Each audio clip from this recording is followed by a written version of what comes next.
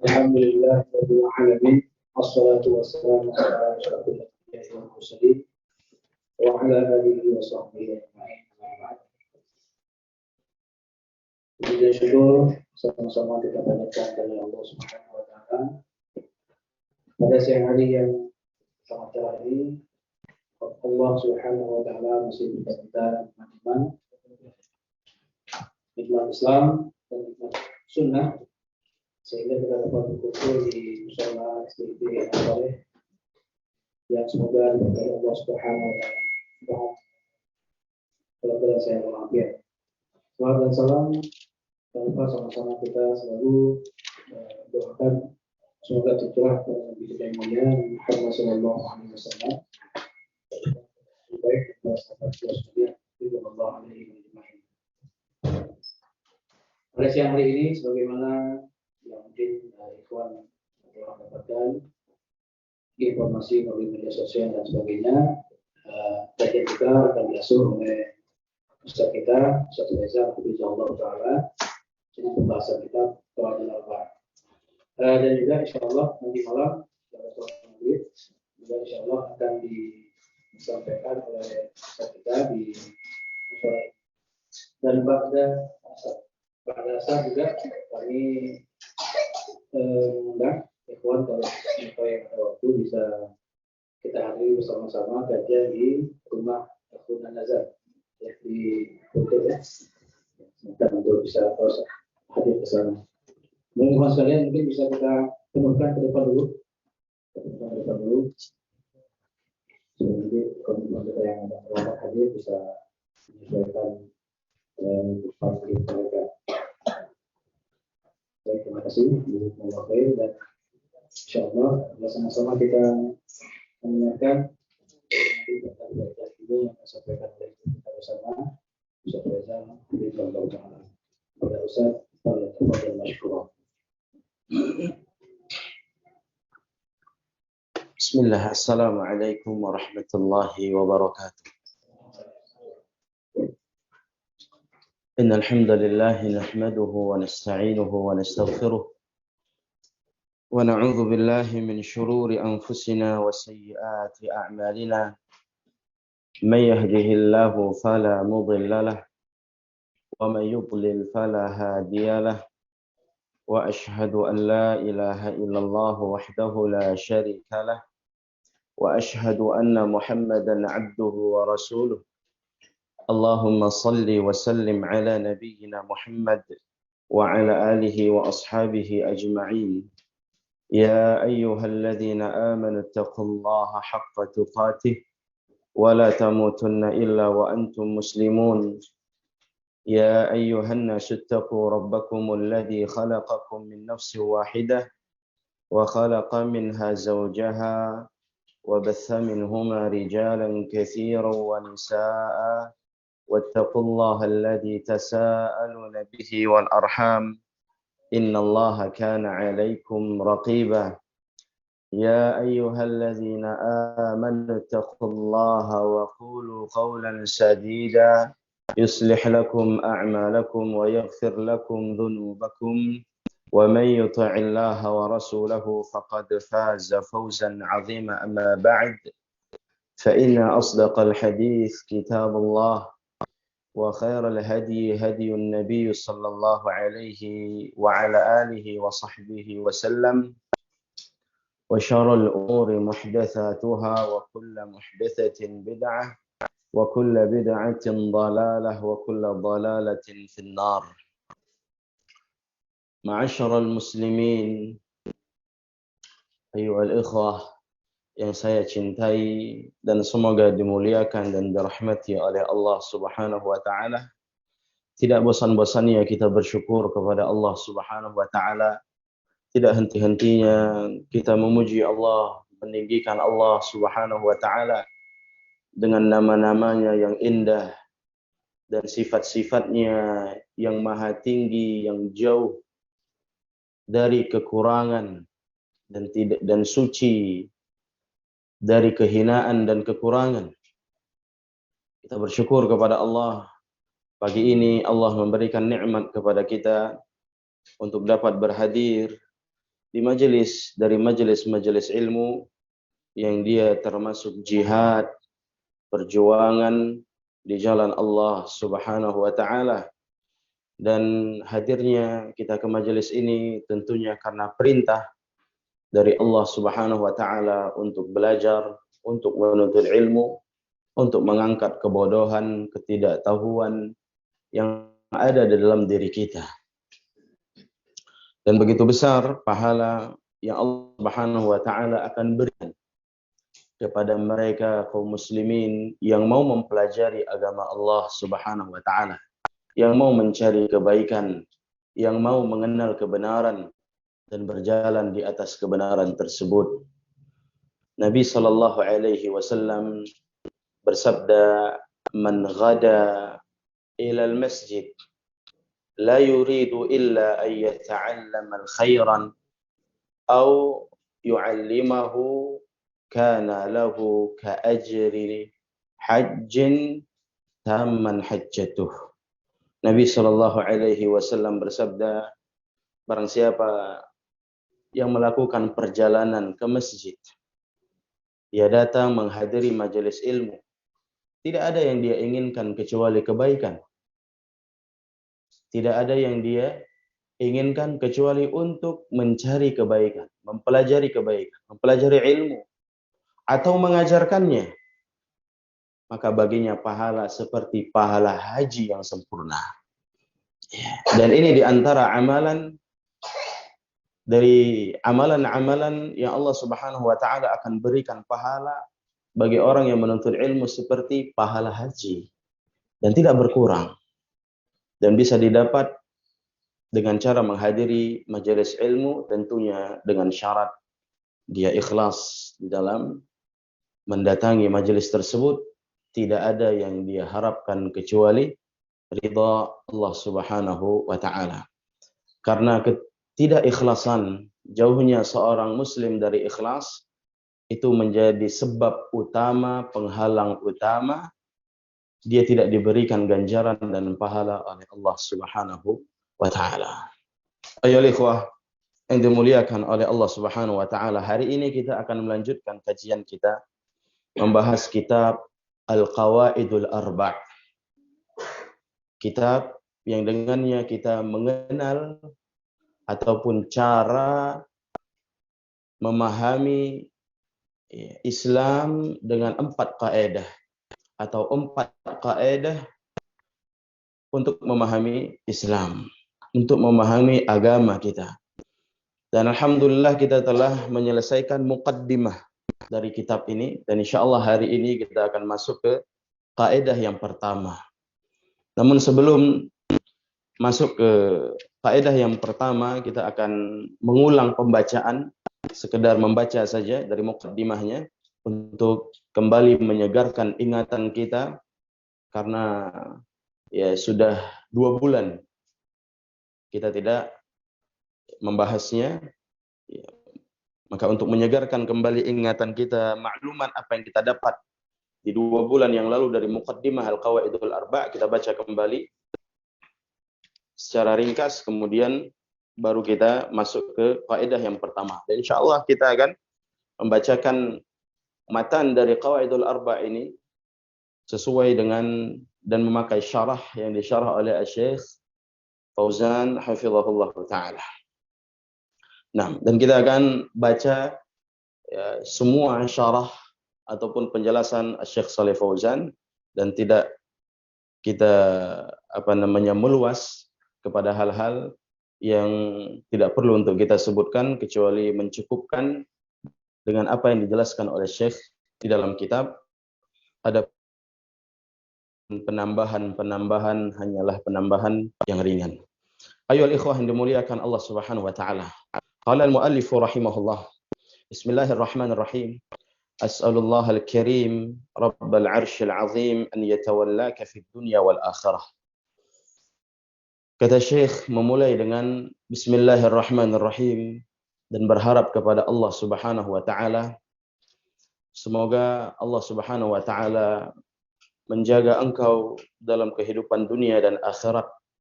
Yakni Syekh mendoakan para pembaca ataupun para penuntut ilmu yang sedang menggali, yang sedang membaca kitab beliau ini, wa an yaj'alaka mubarakan aina ma kunta, dan semoga Allah Subhanahu wa taala memberkahimu dimanapun engkau berada, wa an yaj'alaka mimman idza u'tiya syakar, dan semoga Allah Subhanahu wa taala menjadikanmu termasuk orang-orang yang apabila diberi bersyukur, wa idza ibtuliya sabar, apabila diuji bersabar, wa idza adnaba astaghfar, dan apabila berbuat dosa langsung beristighfar kepada Allah Subhanahu wa taala.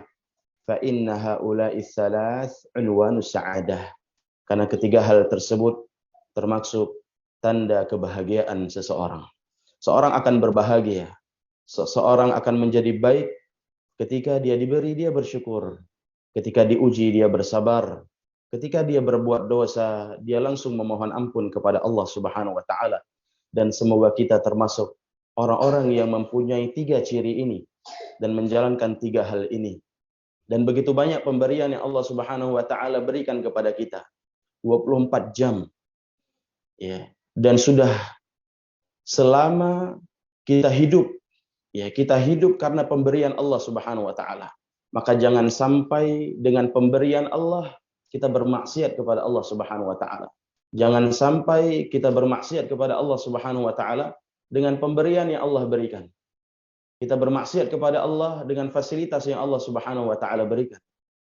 Maka kita tidak menjadi hamba yang baik. Dan semoga kita juga menjadi hamba yang senantiasa bersabar apabila diuji. Selama manusia hidup, dia akan terus diuji. Ya. Maka kalau tidak mau diuji, bukan di sini tempatnya. Karena dunia darul ibtila.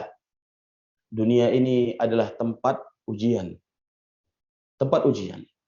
Yang kita akan ditempa di sini di dunia sampai kita menjadi seorang hamba yang memang layak untuk memasuki surganya Allah Subhanahu wa taala. Dan semakin seorang itu bertakwa, semakin besar ujiannya.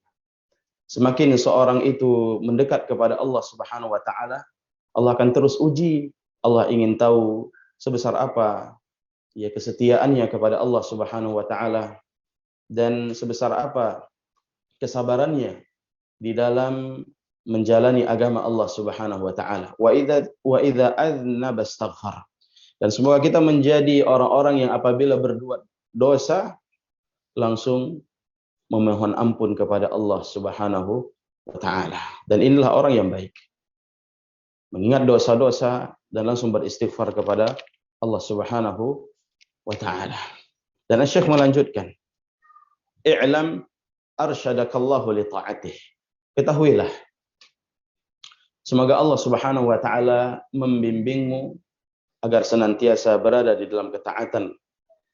Annal hanafiyyata millata Ibrahim an ta'budallaha wahdahu mukhlishan lahud-din. Ketahuilah bahwasanya al-hanifiyah adalah agama Ibrahim. Cara beragamanya Nabi Ibrahim yaitu menyembah Allah Subhanahu wa taala saja, memurnikan segala bentuk ibadah hanya kepada Allah Subhanahu wa taala. Mukhlishan lahud-din, mukhlis artinya ikhlas di dalam beribadah, itu memurnikan, membersihkan ibadah dari bercak-bercak kesyirikan, kotoran-kotoran kesyirikan. Maka ikhlas di dalam ibadah bukan makna ikhlas di dalam bahasa Indonesia. Ikhlas dalam bahasa Indonesia apa? Rela. Ya, rela. Tapi ikhlas di dalam bahasa Arab dikaitkan dengan ibadah, memurnikan. Ibadah, seluruh ibadah hanya dia berikan kepada Allah Subhanahu wa taala. Sehingga orang yang beribadah terkadang kepada Allah, tapi juga terkadang kepada selain Allah, percaya kepada Allah dan percaya juga kepada benda-benda keramat yang dia keramatkan, maka dia belum menjadi orang yang mukhlis. Dia belum menjadi orang yang ikhlas. Dan dia tidak dikatakan sebagai muwahhid sampai dia hanya memberikan seluruh bentuk ibadahnya tidak terkecuali hanya kepada Allah Subhanahu wa taala, maka baru dikatakan dia mukhlishan lahuddin. Kama qala ta'ala, sebagaimana Allah Subhanahu wa taala berfirman, "Wa ma khalaqtul jinna wal insa illa liya'budun." Dan tidaklah aku ciptakan jin dan manusia kecuali hanya untuk beribadah kepada-Ku. Liya'budun ay yuwahhidun, untuk mengesahkan Aku di dalam rububiyah, di dalam uluhiyah, atau di dalam asma wa sifat. Nah, jadi tujuan diciptakannya manusia untuk beribadah, mengabdi kepada manusia, mengabdi kepada Allah. Diciptakannya manusia untuk mengabdi kepada Allah Subhanahu wa taala. Sehingga kita manusia adalah budak Allah Subhanahu wa taala. Kita hamba Allah Subhanahu wa taala dan bukan budak manusia. Bukan hamba manusia. Maka jangan sampai seorang itu mengabdi, memperhambakan dirinya kepada selain Allah Subhanahu wa taala sebagaimana kaum musyrikin menghambakan dirinya kepada selain Allah Subhanahu wa taala dan menjadikan selain Allah Subhanahu wa taala tuhan-tuhan yang mereka sembah.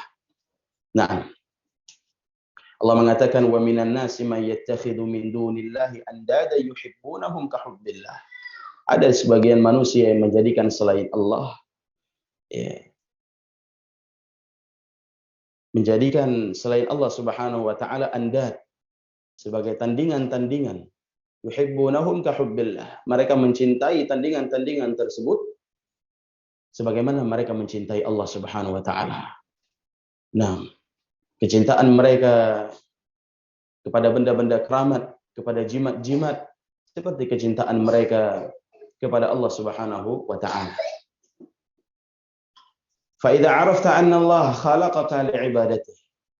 Maka kalau kau sudah faham, kau sudah tahu bahwa tujuan Allah Subhanahu wa taala menciptakanmu untuk beribadah kepadanya, dan kita memang harus tahu apa tujuan Allah Subhanahu wa taala menciptakan kita. Setiap muslim dan muslimah dia harus tahu untuk apa dia diciptakan, untuk apa dia ada di dunia, untuk apa dia hidup. Dia harus tahu tujuan hidupnya. Sebagaimana seseorang itu dia tahu apa tugas-tugasnya sebagai seorang suami, sebagai seorang karyawan, untuk apa dia di situ. Maka seorang hamba yang menjadi hamba Allah, yang menjadi budak Allah, dia harus tahu untuk apa dia ada di dunia ini. Fa'lam anna al-ibadah la tusamma ibadah illa ma'at tauhid. Dan ketahuilah sebuah ibadah tidak dinamakan ibadah kecuali ada unsur tauhid. Kecuali dia beribadah dengan tauhid. Sehingga kalau tidak punya tauhid, tidak paham tauhid, tidak mengerti tauhid, masih bercampur ibadahnya dengan kesyirikan, dengan keyakinan-keyakinan yang batil, maka tidak ada manfaat ibadah yang dia lakukan. Kama anna shalah la tusamma shalah illa ma'at taharah. Sebagaimana salat tidak dikatakan salat kecuali dengan adanya taharah, dengan adanya wudu. Sehingga orang yang salat tidak ada wudu, maka tidak sah salatnya. Seorang yang beribadah tidak faham tentang tauhid, dia beribadah hanya ikut-ikutan saja dan tidak mengesahkan Allah Subhanahu wa taala, maka tidak dianggap ibadah yang dia lakukan. Nah, sebagaimana kaum musyrikin, banyak di antara kaum musyrikin yang menyembah Allah Subhanahu wa taala. Percaya kepada Allah Subhanahu wa taala, tapi di sisi lain mereka menyekutukan Allah Subhanahu wa taala. Maka ibadah mereka tidak dianggap oleh Allah Subhanahu wa taala. Fa idza dakhala syirk fil ibadati fasadat kal hadath idza dakhala fit taharah. Maka syirik kalau sudah masuk ke dalam ibadah, syirik masuk ke dalam praktek-praktek ibadah, bercampur dengan ibadah yang selama ini kita lakukan, maka syirik itu akan merusak ibadah. Rusak ibadah. Sebagaimana hadas, apabila masuk ke dalam taharah, rusak taharahnya. Nah, batal taharahnya. Begitu juga dengan ibadah. Jangan sampai bercampur dengan kotoran kesyirikan. فإذا عرفت أن الشرك إذا خالط العبادة أفسدها وأحبط العمل وصار صاحبه من الخالدين في النار عرفت أن أهم ما عليك معرفة ذلك. Maka kalau engkau sudah tahu bahwasanya syirik itu bila bercampur dengan ibadah akan merusak ibadah dan akan menghapus amalan, kesyirikan kalau sudah bercampur ke ibadah, ibadah itu menjadi rusak. Karena dia kotoran. Apabila masuk kepada air yang bersih, air bersih itu tidak bisa lagi dipakai, tidak bisa lagi digunakan, tidak bisa lagi diminum, tidak bisa lagi dikonsumsi. Dan akan menghapuskan amalan. Apabila syirik itu masuk, syirik itu dilakukan. Sehingga orang yang melakukan kesyirikan, pelakunya akan kekal di dalam neraka kalau dia mati membawa dosa itu. Kalau dia mati membawa dosa syirik dan tidak bertaubat kepada Allah, dia kekal di dalam neraka. Sehingga arafta anna ahamma ma 'alaika ma'rifata dzalik, membuatmu merasa yang paling penting atasmu adalah mengetahui dan mengenal kesyirikan secara detail agar engkau bisa terjauh dari kesyirikan itu. La'allallah an yukhlisaka min hadhihi syabakah. Semoga Allah Subhanahu wa taala, agar Allah Subhanahu wa taala bisa menyelamatkanmu dari jerat yang menyesatkan ini. Apa dia? Asyirku billah. Jerat yang mematikan. Yaitu kesyirikan kepada Allah Subhanahu wa taala. Alladzi qala Allah taala, yang mana Allah Subhanahu wa taala berfirman tentang kesyirikan, innallaha la yaghfiru ay yushraka bihi wa yaghfiru ma duna dzalika liman yasha. Sungguhnya Allah Subhanahu wa taala tidak mengampuni dosa orang-orang yang berbuat syirik, dan Allah mengampuni dosa yang di bawah kesyirikan. Dan ampunan itu akan diberikan oleh Allah Subhanahu wa taala terhadap orang-orang yang Allah kehendaki. Jadi dosa syirik tidak diampuni. Dalam artian kalau dia mati membawa dosa syirik, dia tidak akan diampuni. Dalam hadis Nabi sallallahu alaihi wasallam mengatakan, ketika ada seseorang yang memakai jimat, dari hadis Imran bin Husain, Nabi sallallahu alaihi wasallam berkata, "Ma hadhihi?" Apa ini? Kata orang tersebut, "Minal wahinah." Ini jimat untuk menyembuhkan penyakit wahinah. Wahinah, kata Syekh Abdurrahman Al-Syekh, al-wahinah adalah penyakit yang apabila mengenai seseorang akan melemah tangannya. Ya, akan melemah tangannya. Nabi sallallahu alaihi wasallam melihat jimat tersebut berada di udud orang tersebut, berada di lengan atasnya. Maka Nabi bertanya, apa ini? Kata dia, jimat. Kata Nabi SAW, inzi'ha, fa'innaha la taziduka illa wahna. Lepaskan. Campakkan gelang itu, buang. Ya. Karena gelang itu tidak menambah kecuali kelemahan kepada dirimu. Wa in mitta wahya 'alaika ma aflahta abada. Kalau kau mati, jimat itu masih di tanganmu, kau enggak akan selamat selamanya. Para ulama menjelaskan, ma aflahta abada. Kenapa? Kenapa dia tidak selamat selama-lamanya? Karena kesyirikan. Itu syirik. Dia menganggap dengan gelang, dengan jimat yang dia pakai itu dapat memberikan manfaat terhadap dirinya atau menolak madarat. Atau menahan madarat yang ingin menimpanya. Atau ingin mengangkat madarat yang sudah terjadi. Atau memberikan manfaat yang lainnya. Maka itu kesyirikan. Kata Nabi, maaflah ta'abada. Kau enggak akan selamat. Kalau mati dalam keadaan jimat itu masih menempel di tanganmu. Namun kalau orang yang berbuat syirik, kemudian dia dinasehati, kemudian dia mengaku salah, kemudian dia bertaubat kepada Allah, membuang kesyirikan itu dan menjauhinya, kembali kepada Allah Subhanahu wa taala, maka Allah Subhanahu wa taala akan mengampuni dosanya. Innallaha yaghfiru dzunuba jami'an. Innahu huwal ghafurur rahim. Allah mengampuni seluruh dosa. Ya. Mengampuni seluruh dosa bagi mereka yang mau bertaubat. Sehingga dosa syirik, kalau dia bertaubat dari dosa tersebut, sebelum matinya Allah akan terima. Ketika dia bertaubat dengan taubat yang nasuh. Nah, وذلك بمعرفة أربع قواعد ذكرها الله تعالى في كتابه. Maka untuk memahami kesyirikan, bagaimana itu kesyirikan, bagaimana tauhid secara detailnya, itu dengan mengetahui 4 kaidah yang telah Allah sebutkan di dalam Al-Quran dengan dalil-dalil yang begitu jelas. Maka di sini kita akan pelajari 4 kaidah di dalam memahami perkara usul di dalam agama. Ya. Dan ini kita sedang mempelajari usul akidah. Bagaimana akidah yang benar, tauhid yang benar, dan bagaimana kesyirikan dan orang-orang musyrik secara detailnya dengan mempelajari, mengetahui kaidah. Dan ini 4 kaidah pelajaran yang sangat ringan. Kita bisa memahaminya insya Allah dengan baik dan mudah. Dan bisa mempraktekkannya dan bisa tahu nantinya mana yang benar-benar di atas tauhid, mana yang seakan-akan di atas tauhid, tapi pada hakikatnya masih di atas akidah musyrikin. Nah, karena ini banyak yang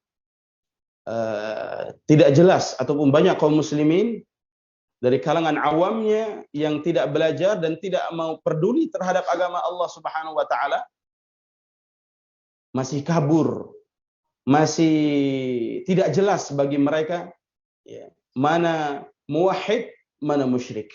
Mana orang-orang yang bertauhid yang sebenarnya, mana yang mirip seperti muwahhid tapi pada hakikatnya mereka musyrik. Mereka orang yang berada di atas kesyirikan. Kita masuk al-qaidatul ula. Kaidah yang pertama. Maklumat yang pertama. An ta'lama anna al-kuffar alladhi qatalahum Rasulullah sallallahu alaihi wasallam مقرون بأن الله تعالى هو الخالق المدبر وأن ذلك لم يدخلهم في الإسلام والدليل قوله تعالى قل من يرزقكم من السماء والأرض أم من يملك السمع والأبصار ومن يخرج الحي من الميت ويخرج الميت من الحي ومن يدبر الأمر فسيقولون الله فقل أفلا تتقون. Kaidah yang pertama. Ya, hendaknya engkau tahu. Hendaknya engkau tahu, engkau ilmui. Engkau harus punya maklumat ini. Maklumat apa? Bahwasanya orang-orang kafir yang diperangi oleh Rasul sallallahu alaihi wasallam, mereka itu semuanya mengakui bahwa Allah Subhanahu wa taala dialah sang pencipta, sang pengatur.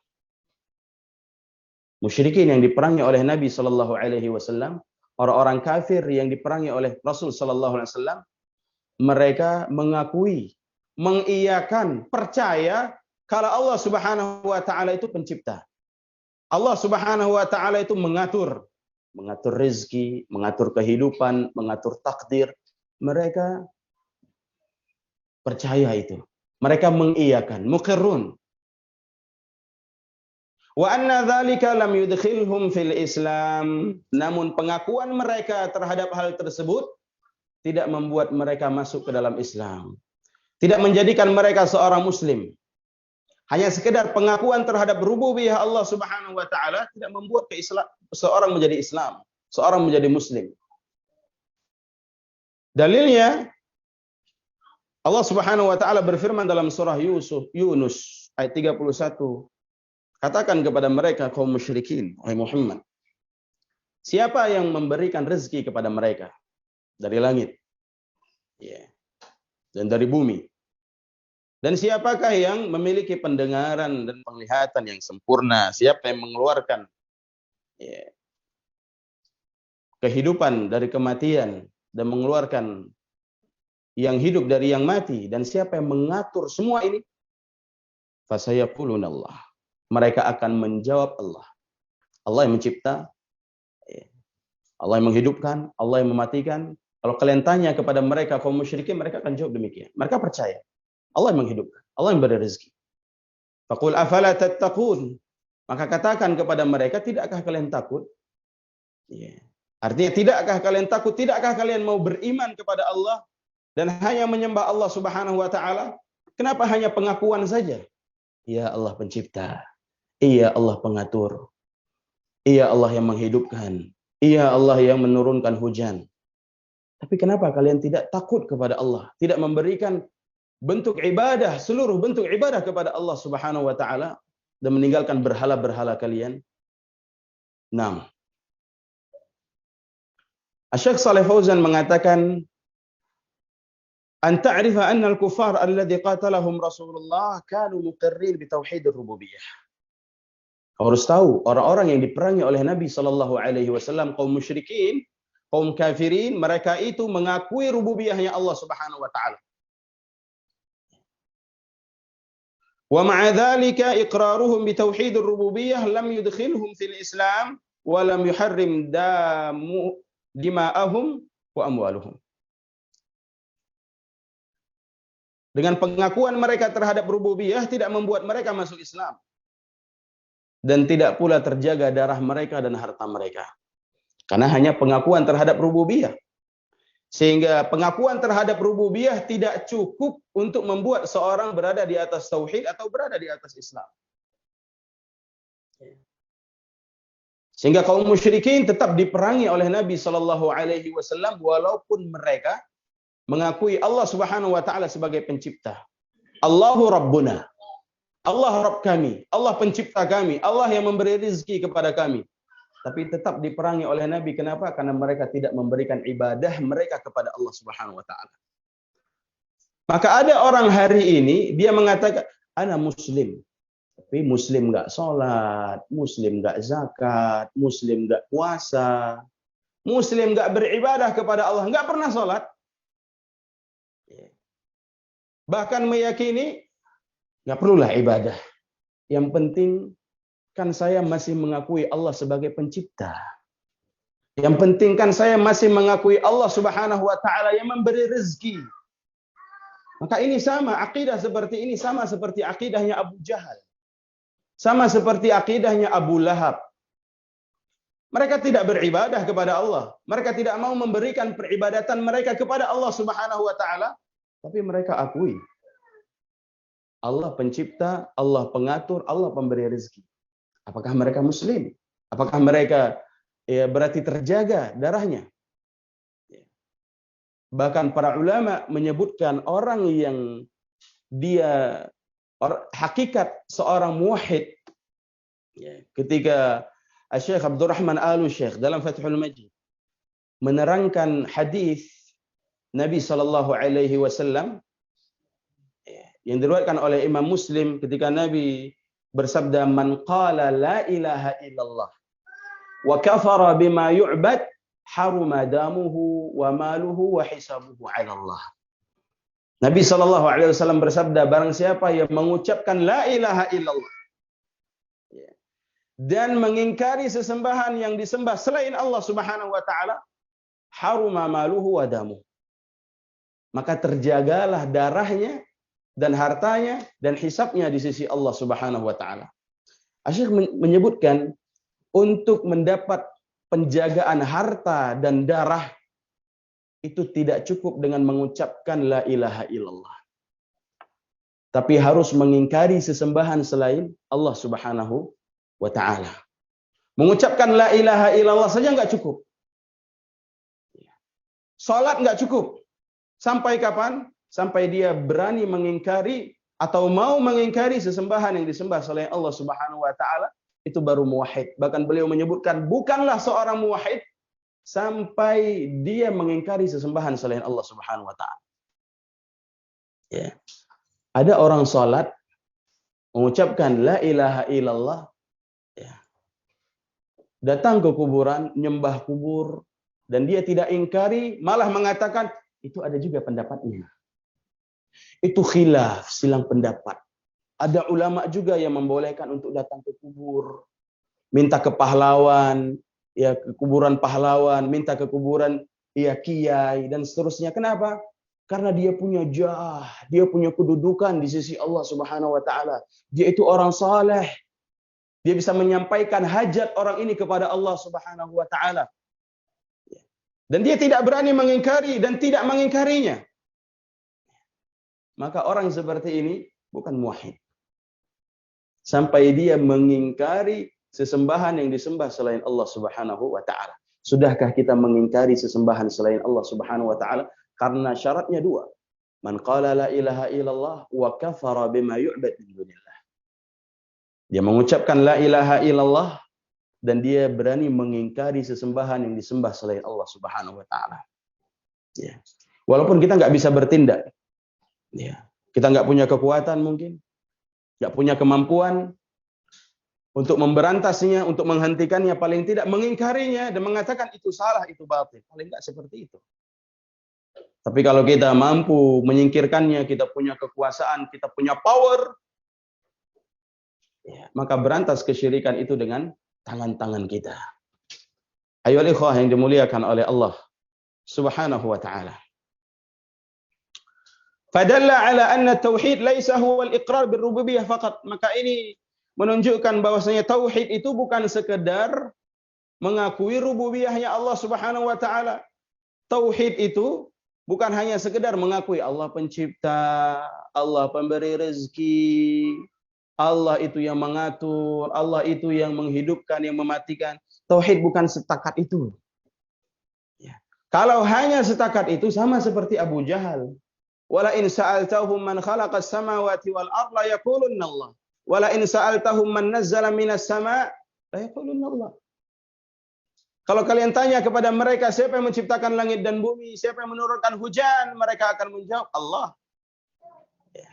Tapi adakah mereka memberikan ibadah kepada Allah Subhanahu wa taala? Mau enggak mereka sujud kepada Allah dan hanya beribadah kepada Allah? Jadi tauhid tidak hanya sekedar mengakui rububiyahnya Allah. Wa anna syirik laisa huwa syirik fir rububiyah faqat. Dan syirik ya, bukan hanya pada rububiyah saja. Bahkan sangat sedikit orang yang berbuat syirik ke dalam rububiyah. Mungkin nggak ada orang yang berbuat syirik dalam rububiyah kecuali yang nggak percaya sama Tuhan. Kecuali yang nggak percaya sama pencipta. Orang yang percaya terhadap pencipta, ya, maka tidak ada kesyirikan dalam rububiyah. Bal laisa hunaka ahadun asyraka fir rububiyah illa syawaz minal khalq. Bahkan tidak ada di sana ada orang yang melakukan kesyirikan dalam rububiyah kecuali sangat sedikit dari manusia. Kelompok yang tidak percaya dengan pencipta, kelompok apa namanya? Ateis. Ya. Ya, yang berjalan seperti mereka. Wa illa fa kullul umam tuqirru bi tauhid rububiyah. Adapun selain mereka, semua manusia mengakui tauhid rububiyah, sampai kaum musyrikin sekalipun. Mereka mengakui rububiyah Allah, mereka mengakui perbuatan Allah Subhanahu wa taala. Kuasa Allah Subhanahu wa taala dalam mencipta dan memberi rezeki, mereka akui. Maka tauhid rububiyah itu adalah mengakui Allah Subhanahu wa taala bahwasanya Allah yang mencipta, yang memberi rezeki, yang menghidupkan dan mematikan ataupun yang mengatur. Au bi ibarah akhsar, atau dengan ibarah dengan redaksi yang lebih singkat, tauhid rububiyah itu mengesahkan Allah di dalam perbuatannya. Apa maksud mengesahkan Allah dalam perbuatannya? Meyakini seyakin-yakinnya bahwasanya Allah Subhanahu wa taala satu-satunya zat yang mampu untuk mencipta, yang mampu untuk memberi rezeki, yang mampu mengatur alam, hanya Allah satu-satunya yang mampu. Itu tauhid rububiyah. Dan itu diakui oleh kaum musyrikin. Apakah mereka beriman? Tidak. Mereka beriman dari sisi itu saja. Tapi tidak membuat mereka masuk ke dalam Islam. 6. Maka kata Syekh, fala ahad minal khalqi idda'a anna hunaka ahadan yakhluq ma'allah. Maka tidak ada seorang pun yang di sana mereka mempercayai atau meyakini ada pencipta selain Allah. Atau yang memberi rezeki selain Allah. Atau yang menghidupkan dan mematikan selain Allah. Enggak ada. Enggak ada orang yang meyakini bahwa ada pencipta selain Allah, enggak ada. Kecuali tadi orang yang tidak percaya dengan adanya Tuhan. Bahkan orang-orang musyrik muqirrun bi annallahu wal khaliqur raziq. Bahkan orang musyrik sendiri mengakui Allah Subhanahu wa taala, percaya bahwa Allah pencipta dan memberi rezeki. Banyak ayat dalam surah Luqman, wala in sa'altahum man khalaqas samawati wal ard la yaqulunna Allah. Jika kalian bertanya kepada mereka kaum musyrikin siapa yang menciptakan langit dan bumi, niscaya mereka akan menjawab Allah. Dalam surah Luqman ayat 25. Begitu juga dalam surah Al-Mu'minun ayat 86 sampai 87. Qul man rabbus samawati sab' wa rabbul arsyil 'azim. Tanyakan kepada mereka, ini langit yang 7 dan Rabbul Arsyil Azim, dan arsy ini yang besar ini milik siapa? Sayaquluna lillah. Mereka akan jawab milik Allah. Allah yang cipta, Allah yang buat. Nah, falaisa tauhid huwa al-iqrar bi tauhid rububiyah. Maka tauhid itu tidak hanya sekedar mengakui tauhid rububiyah. Kama yaqulu dzalika ulamaul kalam. Sebagaimana yang diyakini oleh para ulama ahlul kalam, para ulama filsafat. Ahlul falasifah, bagi mereka tauhid atau inti tauhid itu cukup mengakui Allah Subhanahu wa taala sebagai pencipta, sebagai pemberi rezeki, yang mengatur, cukup, maka dia muwahhid. Dan ahlu sunnah tidak seperti itu. Inti tauhid bukan di rububiyahnya. Rububiyah bagian dari tauhid, tapi dia bukan inti. Sebagaimana dianggap oleh orang-orang ahlul kalam, inti tauhid cukup mengakui rububiyah Allah Subhanahu wa taala. Fa innahum yuqarriruna bi anna at-tauhid huwa al-iqrar bi anna Allah huwa al-khaliqur raziqul muhyi al-mumit. Bagi orang-orang ahlul kalam, orang-orang filsafat, ini orang-orang yang sesat dan menyesatkan kaum muslimin. Maka jangan pernah belajar ilmu kalam, ilmu filsafat. Nah, ilmu yang menyesatkan, ilmu yang merusak otak manusia, sehingga berani nantinya mengkritik ayat-ayat Allah Subhanahu wa taala dan mempertanyakan perbuatan Allah Subhanahu wa taala, itu berasal dari ilmu kalam dan ilmu filsafat. Mereka mengakui Allah Subhanahu wa taala sebagai pencipta dan sebagai pemberi rezeki, itu inti tauhid bagi orang-orang ahlul kalam. Mereka mengatakan wahidun fi dzatihi la qasima lahu. Allah Subhanahu wa taala itu maha esa pada zatnya. Mereka mengatakan wahidun fi sifatihi la syabih lahu. Allah Subhanahu wa taala maha esa dalam sifatnya, tidak ada yang serupa dengan Allah. Wahidun fi af'alihi la syarika lahu. Allah Subhanahu wa taala maha esa dalam perbuatannya dan tidak ada sekutu baginya. Wa hadza huwa tauhidur rububiyah. Semua ini tauhid rububiyah. Tidak mereka sebutkan tentang bentuk peribadatan hanya kepada Allah, memberikan bentuk ibadah seluruhnya hanya kepada Allah, mereka enggak sebutkan. Mereka hanya meninggikan Allah pada rububiyahnya Allah Subhanahu wa taala saja. Maka kata Syekh Shalih Fauzan, irji'u ila ayyi kitabin min kutubi ulama'il kalam tajiduhum la yakhrujuna an tauhidir rububiyah. Maka silahkan Anda cek ke kitab manapun dari kitab-kitabnya ahlul kalam. Maka engkau akan dapati pembahasan-pembahasan yang ada di dalam kitab-kitab ilmu kalam dan orang-orang filsafat tidak keluar dari pembahasan tauhid rububiyah saja. Sekedar tauhid rububiyah saja yang mereka bahas. Ya. Wa hadza laisa huwa tauhid alladzi ba'atsa Allahu bihi ar-rusul. Dan ini bukan model tauhid yang yang Allah Subhanahu wa taala mengutus rasulnya dengan tauhid. Karena tauhid yang diajarkan oleh Rasul sallallahu alaihi wasallam bagaimana seluruh manusia hanya menyembah Allah Subhanahu wa taala. Dan antara tauhid rububiyah dan tauhid uluhiyah ini punya keterkaitan yang erat. Kenapa? Ya, karena orang yang dia mengakui rububiyahnya Allah, mengakui kebesaran Allah, mengakui Allah pencipta dan pemberi rezeki dan mengatur, seharusnya keimanan dia terhadap rububiyahnya Allah Subhanahu wa taala membuat dia memberikan seluruh bentuk ibadah kepada Allah. Seharusnya kan seperti itu.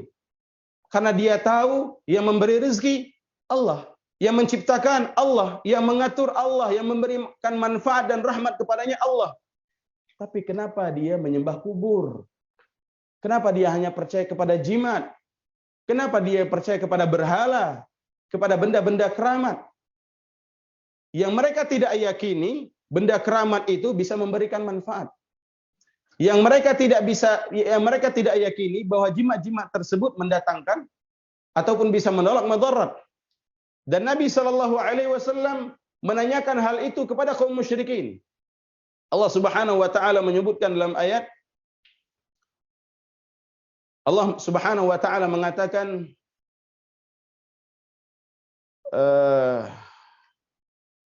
Qul afara'aytum ma tad'una min dunillah in aradani Allahu bidurrin hal hunna kashifatu durrih aw aradani birahmatin aw aradani Allahu birahmatin hal hunna mumsikatu rahmatih qul hasbiyallah alaihi yatawakkalul mutawakkilun.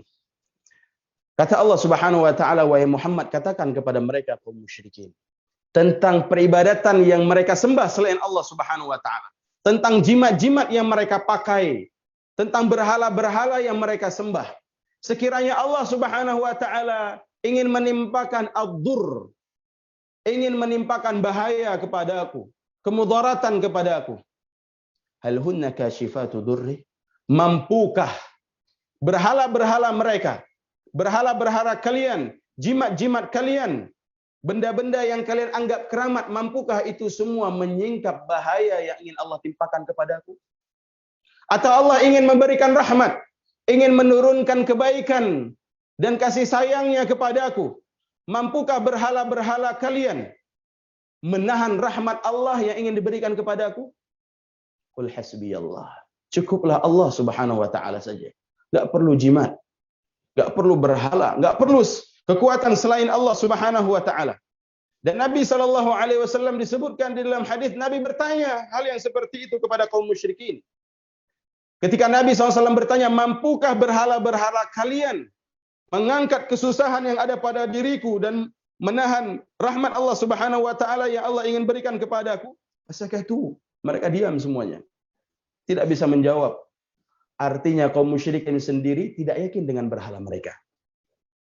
Kaum musyrikin sendiri tidak yakin dengan jimat-jimat mereka, dengan benda-benda yang mereka anggap sebagai benda yang sakti. Begitu juga manusia pada hari ini. Hanya saja mereka telah ditipu oleh iblis, ditipu oleh hawa nafsunya. Naam. Ayo ikhwan dimuliakan oleh Allah Subhanahu wa taala.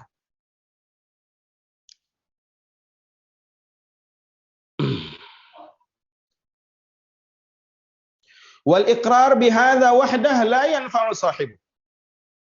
Maka mengakui tauhid rububiyah saja tidak akan memberikan manfaat sedikit pun kepada pengucapnya. Orang kalau hanya mengakui tauhid rububiyah saja tidak memberikan manfaat untuk dia di akhirat. Nah, kenapa? Karena tauhid rububiyah juga diakui oleh musyrikin, juga diakui oleh orang-orang kafir, dan tidak membuat mereka masuk ke dalam Islam. Maka sangat keliru ketika seorang mengatakan inti tauhid itu yang penting masih mengakui Allah sebagai pencipta.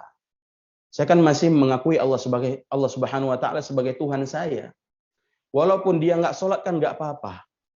Dia kan masih mengaku Islam, dia kan masih mengakui Tuhannya, masih mengakui Allah sebagai pemberi rezeki yang menurunkan rahmat. Berarti dia masih Islam dong. Ya. Ini keliru besar. Faman i'taqada hadzal i'tiqad ma zada ala i'tiqadi Abi Jahal wa Abi Lahab. Siapa yang berakidah, berkeyakinan seperti itu, maka tidak lebih akidah dia seperti akidah Abu Jahal dan Abu Lahab. Sama. Ya. Gak ada bedanya. Ketika dia tidak mau beribadah kepada Allah dan tidak mau memberikan ibadah kepada Allah, ya, hanya berhujjah dia itu berada di atas Islam, yang penting hanya mengakui Allah Subhanahu wa taala sebagai pencipta, pemberi rezeki, maka tidak ubahnya dengan akidahnya Abu Jahal atau Abu Lahab. Falladhi alaihi al'an ba'dul muthaqqifin huwa taqrir tauhid rububiyah faqat. Sebagaimana yang digemboskan oleh para cendekiawan, orang-orang yang dianggap pinter, orang-orang yang dianggap jenius, ya. Masya Allah mereka ya, hanya membahas ataupun mengakui tauhid rububiyah saja. Ya. Udah cukup. Berarti Anda sudah baik. Ya. Berarti Anda sudah cukup baik selama masih mengakui Allah Subhanahu wa taala itu ya, sebagai pencipta, pemberi rezeki. Masih punya adab dengan Allah Subhanahu wa taala. Walaupun pakai jimat, walaupun datang ke dukun, enggak apa-apa. Yang penting masih mengakui kebesaran Allah Subhanahu wa taala. Ada jahil. Ya. Ini kebodohan dan kesesatan. Wa hadza ghalatun 'azim fi musamma tauhid. Dan ini kekeliruan yang besar dalam penamaan tauhid. Bukan seorang yang paham tauhid berarti. Bukan seorang yang berada di atas tauhid. Sedangkan kesyirikan bagi orang-orang ahli kalam, kesyirikan bagi orang-orang filsafat bagaimana? Kalau kita kesyirikan bagi ahlu sunnah jelas. Siapapun yang memberikan bentuk ibadah apapun yang dia berikan kepada selain Allah, itu kesyirikan. Tapi bagi ahli kalam, ahli filsafat, kesyirikan bagi mereka huwa an ta'taqid anna ahadan yakhluq ma'allah aw yarzuq ma'allah. Kalau kau punya keyakinan ada yang mencipta selain Allah, ada yang memberi rezeki selain Allah, itu syirik. Ya. Maka kata Syekh, hadza ma qalahu Abu Jahal wa Abu Lahab. Abu Jahal dan Abu Lahab saja tidak punya keyakinan seperti itu. Dan tidak ada statement Abu Jahal dan Abu Lahab seperti itu tentang kesyirikan. Berarti apa? Dia lebih sesat dan lebih bodoh daripada Abu Jahal. Nah, ma qalu inna ahadan yakhluq ma'allah. Enggak pernah Abu Jahal, Abu Lahab berkeyakinan ada yang mencipta selain Allah Subhanahu wa taala. Ya. Mereka yakin yang mencipta hanya Allah dan mereka tidak yakin berhala mereka bisa mencipta. Karena berhala mereka sendiri mereka yang buat. Ya. Wa yarzuq ma'allah, bal hum muqirruna bi anna Allah huwal khaliqur raziqul muhyil mumit. Ya. Bahkan mereka meyakini Allah lah yang mencipta satu-satunya, yang memberi rezeki satu-satunya, al-muhyi al-mumit, yang menghidupkan dan mematikan. Selesai kaidah yang pertama. Inti kaidah yang pertama berarti apa? Tauhid rububiyah, pengakuan terhadap tauhid rububiyah saja tidak cukup untuk memasukkan seorang ke dalam Islam atau dinyatakan sebagai seorang muwahhid. Ya. Hanya pengakuan saja. Pengakuannya saja mengagungkan dan membesarkan Allah Subhanahu wa taala. Buktinya mana? Mana bukti? Ya. Kalau cuma pengakuan, semua orang bisa mengaku-ngaku. Ya. Saya cinta kepada Allah, saya membesarkan Allah, buktinya mana? Bukti dari pengorbanan, bukti dari ibadah, bukti dari amal mana? Saya cinta kepada Rasul sallallahu alaihi wasallam, saya umat Nabi, saya cinta kepada Nabi SAW, saya cinta kepada sunnah. Buktinya mana? Menjalankan sunnah enggak? Mempraktekkan sunnah enggak? Mempelajari sunnah enggak? Mendakwahkan sunnah enggak? Berjalan enggak di atas sunnah? Kalau hanya mengaku-ngaku, semua bisa mengaku-ngaku. 6. Kullun nas yadda'i waslan bi Laila wa Laila la tuqirru bidzak. Semua orang bisa mengaku-ngaku punya hubungan cinta dengan Laila. Tapi Laila sendiri tidak mengakui hal itu. Iya. Semua orang bisa mengaku-ngaku cinta kepada Allah, mengaku-ngaku cinta kepada Rasul sallallahu alaihi wasallam, tapi Allah dan Rasulnya tidak menganggap itu, tidak mengakuinya. Kenapa tidak ada bukti? Tidak ada bukti bahwasanya dia cinta kepada Allah. Kalau cinta kepada Allah, berikan seluruh bentuk ibadah kepada Allah. Kalau cinta kepada Nabi sallallahu alaihi wasallam, jalankan sunnah Nabi sallallahu alaihi wasallam walaupun berat. Itu bentuk cinta. Dan kecintaan kita, pengakuan cinta kita ya lebih besar daripada pengorbanan kita. Lebih besar pengakuan kita daripada pengorbanan kita. Lebih banyak pengakuan kita. Lebih besar mulut kita daripada perjuangan kita dan pengorbanan kita terhadap sunnah. Tapi mereka para salaf lebih besar perjuangannya daripada pengakuannya. Lebih besar perjuangannya dan lebih besar pula ujiannya di dalam mempertahankan sunnah dan mempertahankan akidah tauhid mereka kepada Allah Subhanahu wa taala. Kita masuk kaidah yang kedua. Setelah kita memahami kaidah yang pertama, bahwa di dalam Islam tidak cukup hanya mengakui rububiyah, tidak cukup. Uluhiyah itu intinya. Al-qa'idatu tsaniyah, annahum yaqulun ma da'awnahum wa tawajjahna ilaihim illa li talabil qurbah wa syafa'ah. Kaum musyrikin mengatakan, ma da'awnahum, tidaklah kami menyeru kepada mereka, meminta berdoa kepada mereka, itu para mayit. Wa tawajjahna ilaihim, dan kami mengarahkan wajah kami kepada mereka, yaitu maksudnya memuliakan mereka. Illa li talabil qurbah, melainkan kami mencari kedekatan kepada Allah Subhanahu wa taala wa syafa'ah. Dalam rangka mencari syafa'ah, mencari pembelaan di hadapan Allah Subhanahu wa taala. Maka dari kalimat ini apa yang bisa kita tangkap? Bahwasanya kaum musyrikin juga melakukan ibadah kepada Allah Subhanahu wa taala, tapi dengan cara yang salah. Melalui orang-orang saleh yang sudah mati. Mendatangi kuburan-kuburan mereka atau mendatangi rupaka-rupaka mereka, patung-patung mereka, berhala-berhala mereka. Kami lakukan itu untuk kami mendekatkan diri kepada Tuhan dan mendapatkan syafaat. Nah, pembelaan dari Allah Subhanahu wa taala, karena syafaat milik Allah Subhanahu wa taala. Qul lillahi syafa'atu jami'a. Katakanlah milik Allah seluruh syafaat. Jadi di sini akan dibahas dua hal. Bentuk bagaimana cara orang-orang musyrikin mendekatkan diri kepada Allah, dan permasalahan yang kedua, permasalahan syafaat. Bagaimana cara mereka menggapai ataupun meraih syafaat. Bagaimana cara mereka mendekatkan diri kepada Allah, dan bagaimana cara mereka kaum musyrikin meraih syafaat. Tentunya mereka mendapatkan keduanya atau meraih keduanya untuk mendapatkan keduanya dengan cara yang batil. Sehingga kita jangan sampai mendekatkan diri kepada Allah dengan cara kaum musyrikin ini.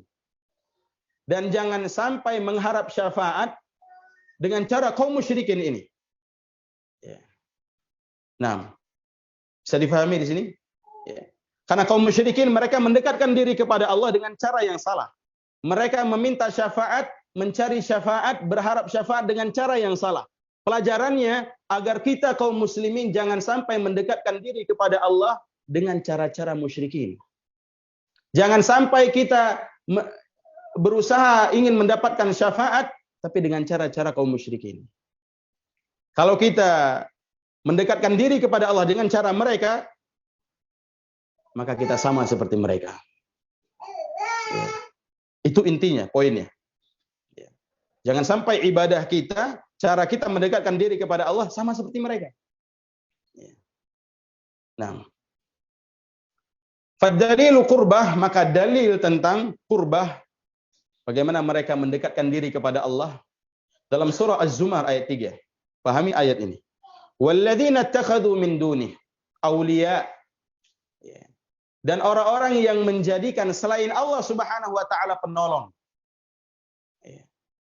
Orang-orang musyrikin menjadikan selain Allah Subhanahu wa taala penolong. Ma na'buduhum illa liyuqarribuna ila Allahi zulfa. Mereka mengatakan tidaklah kami menyembah mereka kecuali untuk mendekatkan diri kepada Allah. Garis bawahi liyuqarribuna ila Allah. Mereka ingin mendekatkan diri kepada Allah. Musyrikin ingin mendekatkan diri kepada Allah tapi dengan versi mereka. Jangan sampai kita mendekatkan diri kepada Allah dengan versi musyrikin. Tidaklah kami menyembah orang-orang saleh, nabi-nabi kami yang sudah mati, atau orang-orang saleh kami yang sudah mati karena mereka punya kedudukan, kami datang kepada mereka, ke kuburan mereka. Tidaklah kami melakukan itu agar kami dekat kepada Allah, atau agar mereka mendekatkan kami kepada Allah Subhanahu wa taala zulfa, sedekat-dekatnya. Innallaha yahkumu bainahum. Maka Allah Subhanahu wa taala akan menghukumi di antara mereka, dan apa yang mereka perselisihkan di antara mereka, innallaha la yahdi man huwa kadzibun kafar. Allah Subhanahu wa taala tidak akan memberi hidayah kepada orang yang berdusta, ya, dan orang yang kafir. Lihat di akhir ayat Allah Subhanahu wa taala ya memvonis mereka dengan kadzib kafar. Perbuatan mereka ini perbuatan yang kufur. Perbuatan mereka ini perbuatan yang dusta. Ya. Kadzib, karena memang pada hakikatnya mereka menyembah orang yang sudah mati itu. Nah, kata Syekh Shalih Fauzan, annal musyrikin alladhi sammahumullah musyrikin wa hakama alaihim bil khulud fin nar. Sungguhnya Allah Subhanahu wa taala bahwa orang-orang musyrikin yang Allah namai mereka musyrikin, Allah yang namai mereka musyrikin. Ya, bukan kita. Allah yang namai mereka musyrik. Dan Allah vonis mereka bil khulud fin nar, kekal di dalam neraka. Lam yusyriku fil rububiyah, mereka tidak berbuat syirik di dalam rububiyah. Wa inna ma asyraku fil uluhiyah, mereka berbuat syirik dalam permasalahan uluhiyah, dalam permasalahan ibadah, tidak memberikan bentuk ibadah kepada Allah Subhanahu wa taala. Fahum la yaqulun inna alihatahum takhluq wa tarzuq ma'allah.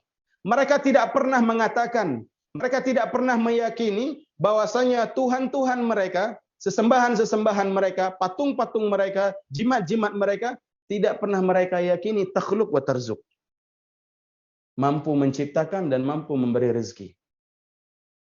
Mereka yakin dengan seyakin-yakinnya berhala mereka, jimat mereka, sesembahan yang mereka sembah selain Allah, mereka yakini tidak mampu menciptakan, tidak mampu memberi rezeki. Wa annahum yanfa'una aw yadurruna aw yudabbiruna ma'allah. Mereka juga tidak pernah meyakini bahwasanya berhala-berhala tersebut bisa memberikan manfaat atau bisa menolak madarat. Ya, atau mengatur urusan-urusan yang hanya bisa diatur oleh Allah Subhanahu wa taala. Wa innamattakhadhuhum syufa'a, tapi mereka ya memuliakan orang-orang solehnya, ya, datang ke kuburan-kuburannya untuk mendapatkan syufa'a, untuk mendapatkan syafaat pembelaan. Allah berfirman dalam surah Yunus ayat 18, wa ya'buduna min dunillah, mereka menyuruh kepada selain Allah, menyembah kepada selain Allah, ma la yadurruhum, yang selain Allah, yang mereka sembah selain Allah itu tidak bisa memberikan mudarat kepada mereka, wala yanfa'uhum, tidak bisa memberikan manfaat kepada mereka, namun mereka meyakini haula syafa'una indallah, mereka hanya sekedar pemberi syafaat bagi kami di sisi Allah Subhanahu wa taala. Mereka yakin sesembahan tersebut tidak bisa memberikan mudarat dan manfaat. Hum mu'tarifuna bihadza, mereka yakini itu, mereka percayai itu. Tidak bisa memberikan manfaat dan tidak bisa memberikan mudarat. Hanya saja mereka berharap syafaat. Berharap syafaatnya kepada siapa? Kepada berhala tersebut, kepada orang saleh. Ini yang salah. Yang benar berharap syafaat itu kepada siapa? Kepada Allah. Meminta syafaat kepada Allah. Tidak boleh meminta syafaat kepada Nabi. Tidak boleh meminta syafaat kepada malaikat. Nabi bisa memberikan syafaat? Iya, Nabi bisa memberikan syafaat setelah mendapat izin dari Allah. Jadi Nabi kalau ingin memberikan syafaat, Nabi akan minta dulu kepada Allah. Man dzalladzi yashfa'u 'indahu illa bi'idznih. Siapa yang mampu untuk memberikan syafaat kecuali dengan izin Allah Subhanahu wa taala. Jadi di sana ada yang bisa memberikan syafaat seperti nabi, malaikat, orang-orang saleh, dan mereka ketika dimintai syafaat atau ingin memberikan syafaat kepada orang-orang yang mereka cintai, mereka akan minta izin dulu kepada Allah. Kalau Allah mengizinkan, baru mereka bisa memberikan syafaat. Tapi kalau Allah tidak izinkan, kenapa Allah tidak izinkan? Karena pelaku kesyirikan. Ya. Orang yang tidak diridhoi oleh Allah Subhanahu wa taala, maka Allah tidak akan berikan izin kepada nabi, kepada malaikat untuk memberikan syafaat. Sehingga syarat untuk mendapatkan syafaat itu ada dua. Ya, syarat untuk mendapatkan syafaat itu ada dua. Syarat yang pertama, antakuna biiznillah. Harus ada izin dari Allah Subhanahu wa taala. Karena syafaat milik Allah. Qul lillahi syafa'atu jami'a. Katakan milik Allah seluruh syafaat. Seluruh syafaat maksudnya syafaat yang dari nabi, syafaat dari malaikat, syafaat dari orang soleh. Semuanya milik Allah. Ya. Jadi ketika orang saleh, ketika nabi, ketika malaikat ingin memberikan syafaat, harus dapat izin dulu dari Allah. Karena punya Allah. Syarat yang kedua, an yakuna al-masyfu' fihi min ahli tauhid. Orang yang ingin mendapatkan syafaat, ya, orang yang diberi syafaat hendaknya harus orang yang diberi syafaat harus dari kalangan orang yang bertauhid. Harus dari kalangan orang yang bertauhid. Sehingga kalau Allah Subhanahu wa taala melihat dia bukan ahlu tauhid, dia bukan muwahhid, Allah enggak akan izinkan nabinya, tidak akan izinkan malaikatnya, tidak akan izinkan hambanya untuk memberikan syafaat kepada orang-orang yang mereka cintai. Nabi SAW ketika ingin memberikan syafaat, maka Nabi SAW akan memohon dulu kepada Allah Subhanahu wa taala. Kalau Allah izinkan, baru diberikan. Kalau Allah tidak izinkan, tidak diberikan. Kenapa Allah tidak izinkan? Ahlu syirik. Tidak mentauhidkan Allah Subhanahu wa ta'ala, maka tidak diberikan. Ya. Fa in ikhtalla syartun min syartain fa syafa'ah batilah. Kalau tidak terpenuhi dua syarat tadi, maka syafaat itu tidak akan pernah dia dapatkan. Ya. Maka ketika seorang itu ingin memohon syafaat, meminta syafaat, maka dia berdoa kepada Allah, ya Allah, jangan pernah engkau haramkan syafaat nabimu untukku. Jadi dia bukan berdoa, ya Nabi Allah, berilah syafaat untukku. Ya Nabi Muhammad, berikanlah syafaat untukku nanti pada hari kiamat. Malaikat, berarti dia dari satu sisi berdoa kepada selain Allah Subhanahu wa taala. Tak boleh.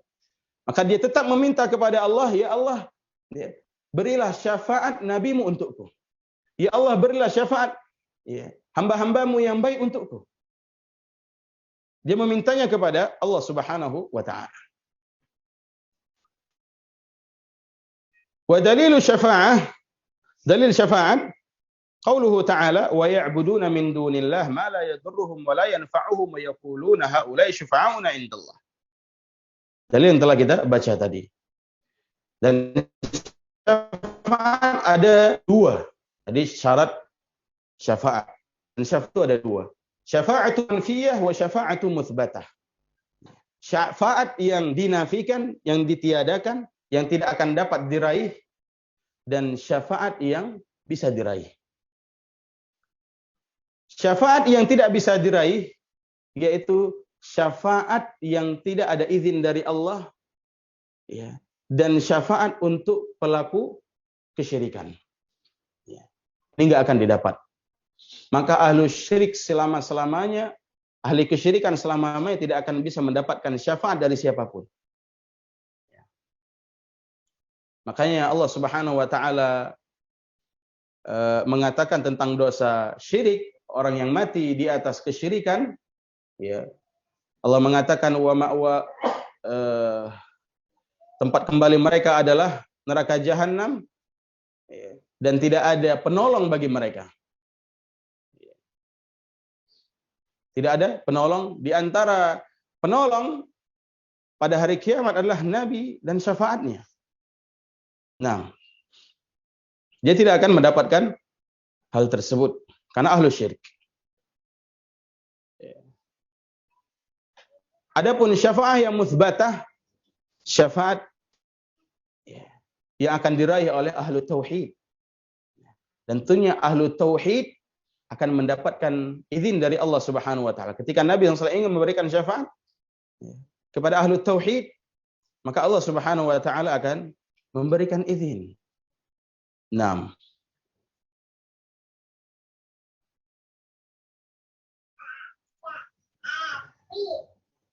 Fasyafa'atul manfiyah, syafaat yang ditiadakan, yang tidak bisa diraih, maka tatlub min ghairillah fi ma la yaqdir alaihi illallah. Syafaat yang dicari, yang diminta kepada selain Allah Subhanahu wa taala. Dia enggak minta sama Allah, mintanya sama malaikat, mintanya sama orang saleh, mintanya sama nabi.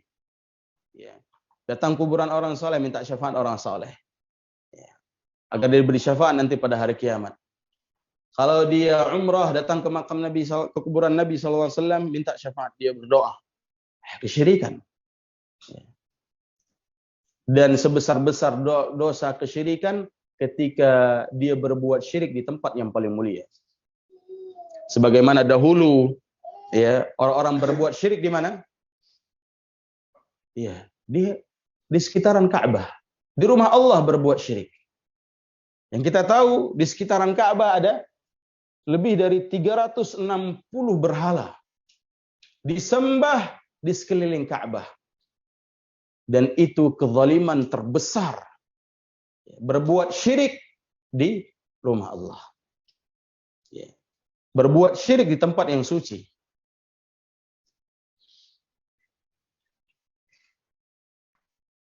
Allah Subhanahu wa taala berfirman dalam surah Al-Baqarah, wahai orang-orang yang beriman, ya ayyuhalladzina amanu anfiqu mimma razaqnakum min qabli an ya'tiya yawmun la bay'un fihi wala khullatu wala syafa'ah wal kafiruna humudz zalimun.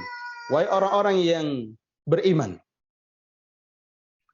infakkanlah apa saja yang telah kami rezekikan kepada engkau, kepada kalian, sebelum datangnya hari, di mana hari tersebut apabila telah datang, la bay'un fihi, tidak ada lagi jual beli, wala khullah, tidak ada persahabatan, wala syafa'ah, tidak ada lagi syafaat.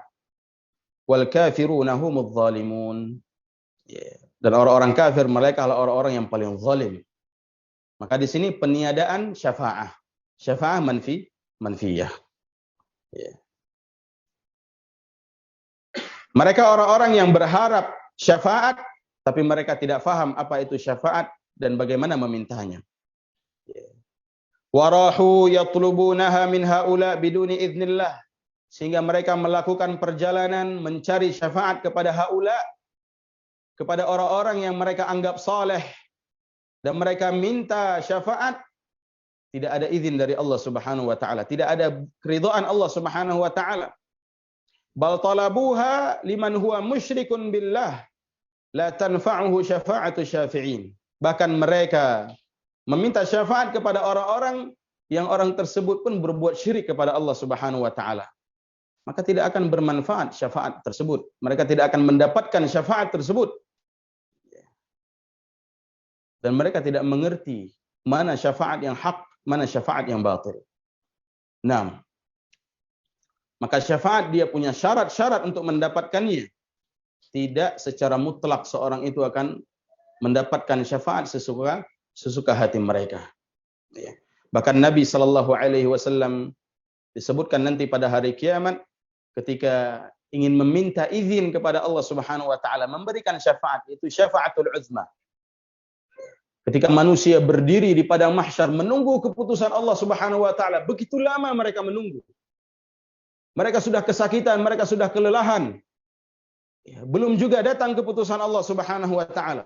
Sampai Nabi SAW menghadap Allah Subhanahu wa taala. Nabi SAW memuji, berdoa kepada Allah Subhanahu wa taala, wa yuthni alaihi, menyanjung Allah Subhanahu wa taala. Wala yazal sajidan, Dan Nabi SAW terus sujud memuji Allah Subhanahu wa taala, berdoa kepada Allah, meminta kepada Allah Subhanahu wa taala. Sampai Allah mengatakan kepada nabinya, "Irfa' ra'sak." Ya Muhammad, angkat kepalamu. Wa qul tusma'.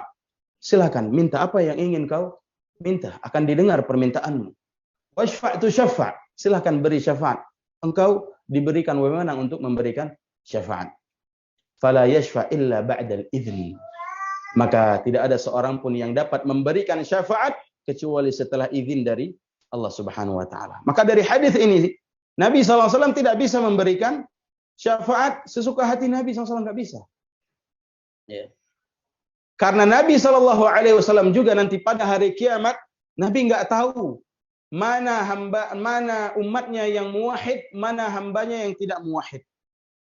Nabi nggak tahu. Siapa yang tahu? Allah Subhanahu wa taala yang tahu. Karena Nabi setelah meninggal nggak tahu apa yang dilakukan oleh hambanya di dunia. Nabi SAW nggak tahu apa yang dilakukan oleh umatnya di dunia. Nabi nggak tahu. Ya. Sebagaimana disebutkan dalam hadis ketika Nabi SAW menunggu umatnya di telaga. Ya, di telaga Nabi SAW menunggu umatnya. Maka ketika datang orang-orang yang begitu banyak, Nabi SAW menandai umatnya, hanya tahu itu umatnya dengan apa? Dengan cahaya yang bersinar di anggota wudunya, bersinar. Oh, berarti itu umat. Ketika ingin mendekati telaga Nabi SAW diusir oleh malaikat. Sehingga Nabi SAW, kenapa diusir? Bukankah itu umatku? Dikatakan kepada Nabi SAW, innahum ahdathu ba'dak. Innaka la tadri ma ahdathu ba'dak. Kau tidak tahu wahai Muhammad apa yang telah diperbuat oleh mereka. Innahum qad ghayyaru wa baddalu dinak. Mereka itu telah mengganti dan merubah ajaranmu. Melakukan kesyirikan, melakukan kebid'ahan, mereka tidak layak bersamamu di telagamu. Diusir.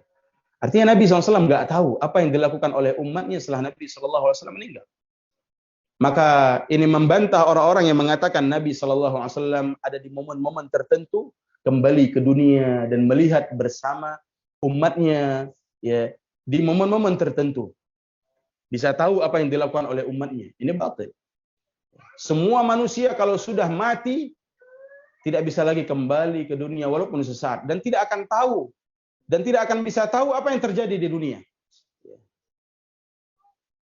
Wa min waraihim barzakhun ila yaumi yub'atsun. Karena kalau sudah mati di belakang mereka ada barzakh. Ada dinding yang menghalangi mereka sampai hari berbangkit nanti. Mereka nggak akan bisa kembali. Maka nggak ada istilahnya apa? Hantu gentayangan. Nggak ada. Nggak ada istilahnya. Wa min waraihim barzakhun ila yaumi yub'atsun. Nggak mungkin mereka bisa kembali ke dunia. Nggak ada istilahnya, ada pocong, gunduru, segala macam, nggak ada. Itu hanya perasaan manusia saja. Ya, setelah ayah saya meninggal, beberapa hari yang lalu, ruhnya mendatangi saya. Berwasiat. Aduh, udah main dongeng. Ya. Bahkan ada lagi, ya, tersebar dongeng-dongeng mereka.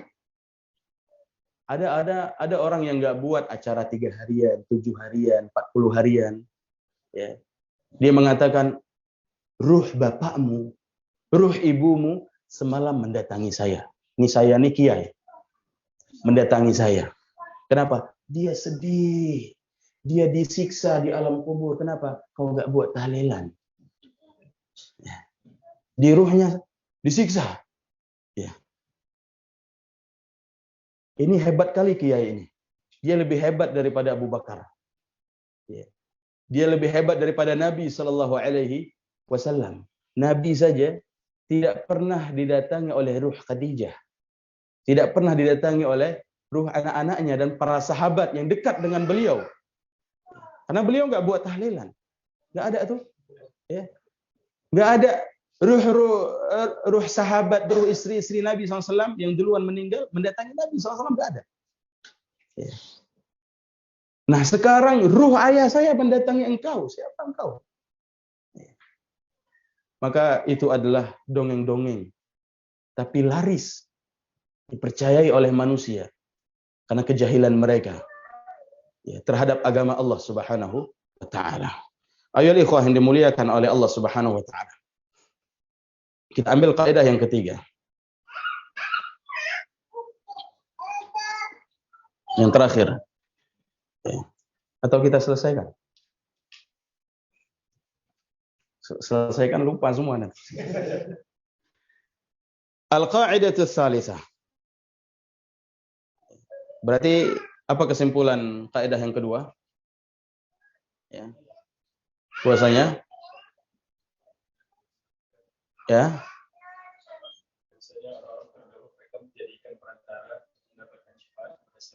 Nah, dan jangan sampai kita melakukan pendekatan kepada Allah ataupun mengharap syafaat kepada Allah Subhanahu wa taala dengan cara-cara mereka.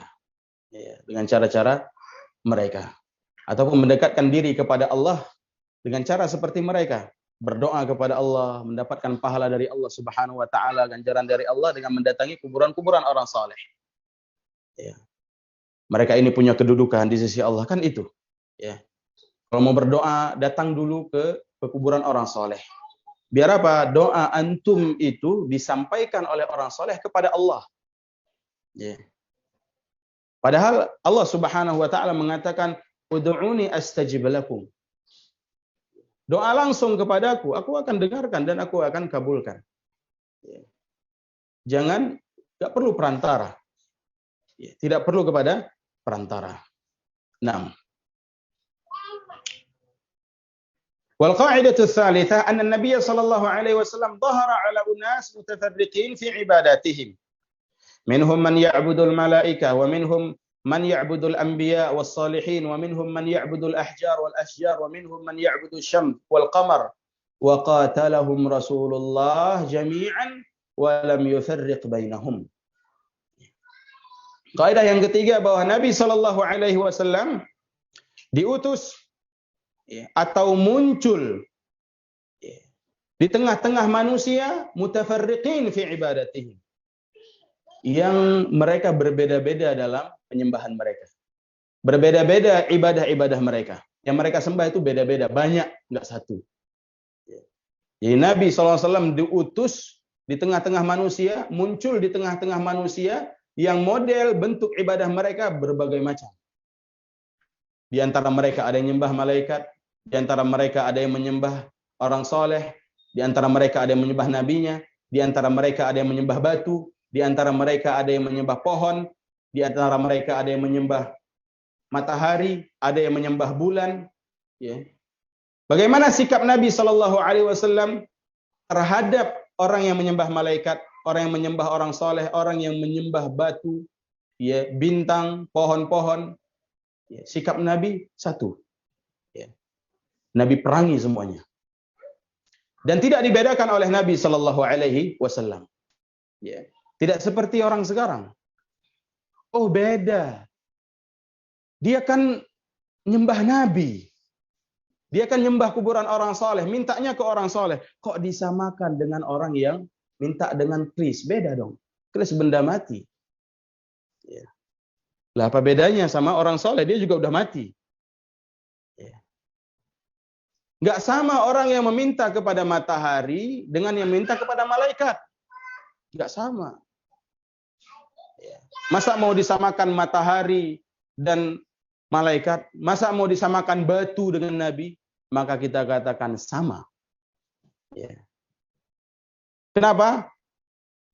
Kenapa kita katakan yang menyembah batu dengan yang menyembah Nabi sama hukumnya? Karena mereka sama-sama menyembah kepada selain Allah Subhanahu wa taala. Hukumnya satu. Yang disembah mungkin beda, tapi hukum tetap satu, musyrik. Karena yang mereka sembah selain Allah Subhanahu wa taala. Dan Nabi tidak pernah membedakan. Walam yufarriq bainahum. Maka siapa yang menyembah batu, antara orang yang menyembah batu dengan orang yang menyembah Nabi, hukumnya sama. Ya. Hanya saja secara akal, orang yang menyembah batu lebih bodoh. Ya, lebih sesat. Ya. Tapi dari hukum sama.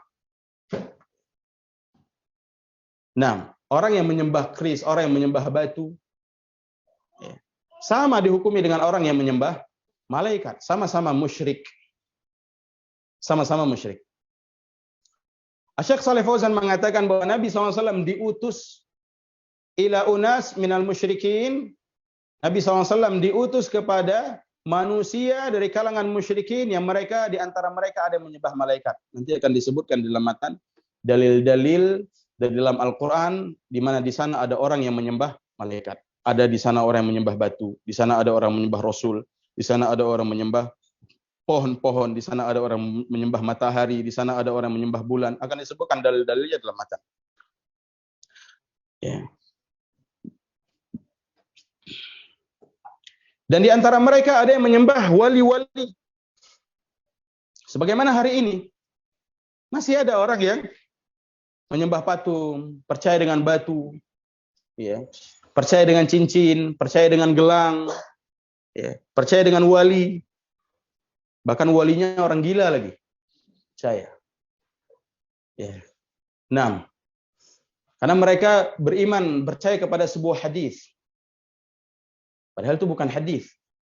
Mereka mengatakan uzkurullah hatta yuqalu laka majnun.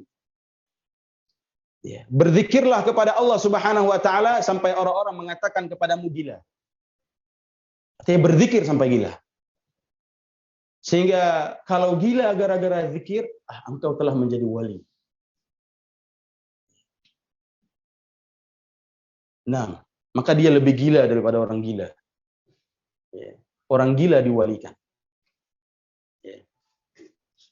Antum nggak tahu bagaimana proses dia di dalam beribadah sehingga dia bisa seperti itu. Ada orang ya melakukan proses ibadah sampai gila. Alhamdulillah. Ya. Siapa sih yang lebih giat ibadahnya daripada Nabi SAW, daripada para sahabat? Gak ada tuh dari sahabat yang sampai gila gara-gara beribadah. Ya. Seperti Abu Darda, dikenal ibadahnya luar biasa kepada Allah Subhanahu wa taala. Sampai dia lupa terhadap hak dirinya, dia lupa terhadap hak istrinya, sampai dia lupa terhadap hak-hak yang lain. Abu Darda.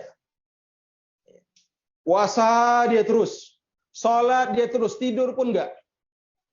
Sampai Salman, saudaranya, Salman Al-Farisi, mengatakan kepada Abu Darda, "Ya Abu Darda, inna li rabbika 'alaika haqqan, wa li ahlika 'alaika haqqan, wa li jismika 'alaika haqqan, fa'ati kulli dhi haqqin haqqan." Wahai Abu Darda, ya, sesungguhnya Rabbmu punya hak atasmu. Keluargamu punya hak atasmu. Badanmu punya hak, maka berikan dari setiap mereka haknya masing-masing. Kau ibadah kepada Allah Subhanahu wa taala, Allah punya hak atas itu. Tapi keluargamu juga punya hak. Jangan ibadah 24 jam, urus istri. Kemudian badan juga punya hak, istirahatkan dia. Kalau dia lelah, tidur. Istirahatkan. Anak-anakmu punya hak, ada waktu untuk anak-anakmu. Allah punya hak, ada waktu untuk Allah. Keluarga punya hak, ada waktu untuk keluarga. Badan kita punya hak, ada waktu juga untuk badan. Ya. 6. Dan Abu Darda, dia berikan semua waktunya untuk Allah Subhanahu wa taala. Enggak ada satu riwayat pun yang menunjukkan Abu Darda sampai gila. Dan para sahabat. Ya. Tapi sekarang orang meyakini orang-orang gila sebagai wali, ya, karena itulah ya hasil karena begitu giatnya dalam beribadah sampai gila. Nah, ini orang-orang yang telah ya sangat-sangat sesat, ya, dan sangat-sangat jahil. Maka Nabi SAW tidak pernah membedakan antara satu ibadah dengan ibadah yang lain. Ya, artinya antara yang menyembah batu dengan menyembah pohon dengan menyembah Nabi tidak dibedakan oleh Nabi sallallahu alaihi wasallam. Famin salbiyat syirik wa abatilihim, dan di antara jeleknya jalan kesyirikan dan kebatilan syirik, anna ahlahu mutafarriqun fi ibadatihim. Bahwa penyembahnya itu berbeda, bahwa mereka berbeda-beda dalam penyembahan mereka. La yajma'uhum dhabit, mereka tidak disatukan dengan satu sesembahan. Li'annahum la yasiruna ala asl, Karena mereka dalam beribadah tidak berjalan di atas landasan yang benar. Wa innama yasiruna ala ahwaihim. Mereka berjalan di atas landasan hawa nafsunya. Ya. Wa da'ayat al-mudhillin, dan dorongan-dorongan yang sesat. Fatakthur tafarruqatihim, sehingga semakin banyak perpecahan mereka, dan yang mereka sembah semakin banyak. Ya. Dan semakin bingung. Semakin banyak yang disembah semakin bingung. Semakin rusak dan semakin hancur. Allah Subhanahu wa taala merumpamakan antara orang yang bertauhid dengan orang yang berbuat kesyirikan. Bagaimana kebingungan orang yang berbuat syirik dan bagaimana ketetapan, kemantapan orang yang bertauhid. Allah menjelaskan dalam surah Az-Zumar. Perhatikan ayat ini dalam surah Az-Zumar ayat 29. Daraballahu mathalan rajulan fihi syuraka'a mutasyakisuna wa rajulan salaman lirajulin hal yastawiyani mathala. Alhamdulillah bal aktsaruhum la ya'lamun. Daraballahu mathala. Allah Subhanahu wa taala membuat sebuah permisalan. Permisalan antara ahlu syirik dengan ahlu tauhid. Permisalan yang Allah buat, rajulan fihi syuraka, tentang seorang lelaki yang dia statusnya sebagai budak. Namun budak ini fihi syuraka, dimiliki oleh banyak orang. Tuannya banyak. Ini pembantu, budak, babu, tapi tuannya banyak. Ya, yang memiliki dia banyak, bukan satu orang. Ya. Wa rajulan dipermisalkan dengan Allah Subhanahu wa taala, ya, lawan permisalannya seorang budak salaman li rajul yang hanya dimiliki oleh seorang tuan. Hal yastawiyani mathala, apakah keduanya sama? Budak yang dimiliki oleh banyak tuan, apakah sama dengan budak yang dimiliki oleh satu tuan? Atau bahasa yang lain, apakah sama budak yang mengabdi kepada banyak tuan dengan budak yang mengabdi hanya kepada satu tuan? Otomatis tidak sama. Ya. Sebagaimana orang yang bertauhid, dia hanya mengabdi kepada Allah saja. Apakah sama, ya, dengan orang yang mengabdi kepada banyak tuan, kepada banyak Tuhan? Tidak sama. Asy-Syaikh Shalih Fauzan mengatakan, "Falladzi ya'budullah wahdah, mathalul mamluk alladzi yu'abbiduhu syakhsun wahid wa yartah ma'ah." Maka orang yang menyembah hanya kepada Allah saja, dia itu seperti seorang budak, ya, yang hanya mengabdi kepada seorang tuan. Ya, dia rileks, dia betah dengan Tuhan tersebut. Ya, dengan tuannya tersebut. Ya'rif maqasiduhu wa ya'rif matalibuhu wa yartah ma'ah. Dia tahu maksud-maksud tuannya, dia tahu tuntutan-tuntutan tuannya, jelas. Ya. Adapun orang musyrik, mathalul ladzi lahu iddah malikin, dia seperti pembantu, seperti budak yang memiliki sekian tuan. Ma yadri man yurdi minhum, dia enggak tahu mana ini tuan yang ridha sama dia. Ya. 6. Kullu wahid lahu hawa, setiap tuannya punya keinginan. Aku disuruh ini, yang sana suruh lain, yang ini suruh lain, yang ini tuntut lain. Wa kullu wahid lahu talab, setiap tuan yang dia miliki punya tuntutan masing-masing. Ya. Setiap tuan menginginkan dia harus datang kepadanya. Ya. Di satu waktu dia harus mendatangi 5 tuan. Gimana itu? Ya. Maka nggak jelas. Seperti itulah orang musyrik. Sekali, ya, nyembah ini, sekali nyembah ini, sekali nyembah ini, rusak. Ya. Tapi orang yang hanya menyembah Allah Subhanahu wa taala, yartah. Ya. Dia senang, dia gembira, dia bisa enjoy dalam beribadahnya, dalam melakukan tugasnya, karena satu cuma jelas.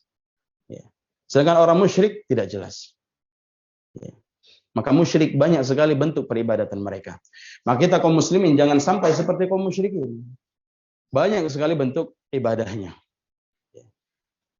Dan kaum muslimin pada hari ini, mereka mengakui berada di atas Islam. Tapi kepercayaan dan keyakinan mereka banyak. Ya, masih percaya dengan zodiak, apa itu namanya? Zodiak. Allah musta'an. Ana pun salah ngomong.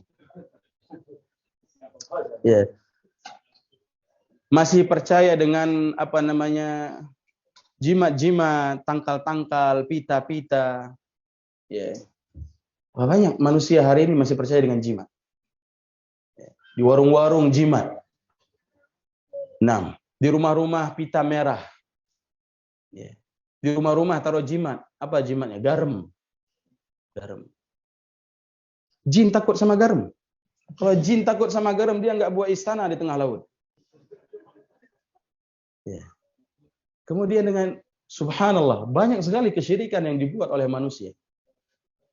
Nah, dan kita seorang muslim wajib mengingkari kesyirikan-kesyirikan tersebut. Ya. Dan senantiasa manusia akan diuji dengan kebatilan-kebatilan yang dilakukan oleh manusia di dunia ini. Diuji. Ya. Maka Allah akan melihat siapa di antara mereka yang membenci kebatilan tersebut, yang memberantas kebatilan tersebut. Ya.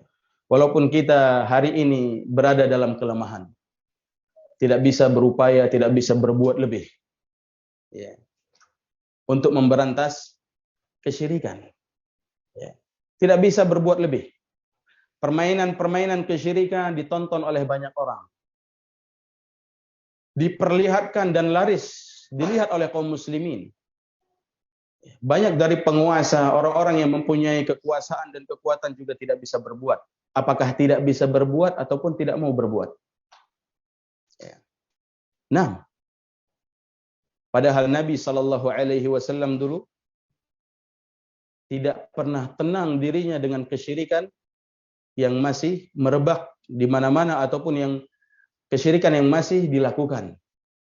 Seperti dalam sebuah riwayat, Nabi SAW ketika di malam harinya beristirahat, kemudian sampai wahyu memberitakan bahwasanya di negeri Yaman masih disembah berhala. Ada yang menyembah berhala di negeri Yaman. Dan Nabi SAW di Madinah.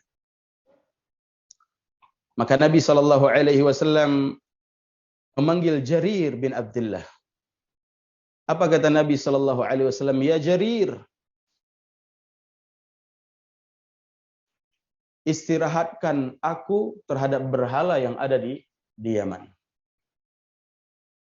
Maka Jarir bin Abdullah mempersiapkan 150 pasukan berkuda untuk datang ke negeri Yaman.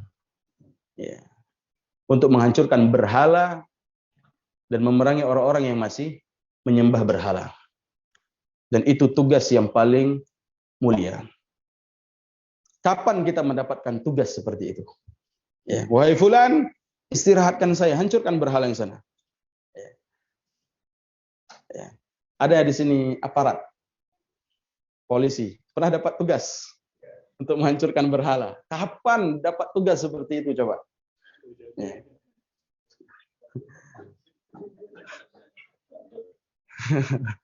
Itu tugas yang luar biasa.